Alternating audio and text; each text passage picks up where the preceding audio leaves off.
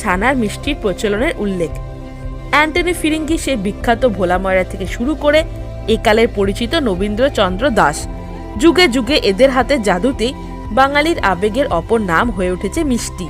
ঘরোয়া কিংবা সামাজিক অনুষ্ঠানে ক্লাইম্যাক্স যে মিষ্টি, তার লম্বা জার্নিতে বাংলা নানা জেলা নিজেদের মতো করে রসদ জুগিয়ে এসেছে। আর তাই এরকম কিছু জেলার মিষ্টি উল্লেখ ছাড়া হয়তো সত্যিই বাঙালির জীবের স্বাদকে বর্ণনা করা অসম্ভব।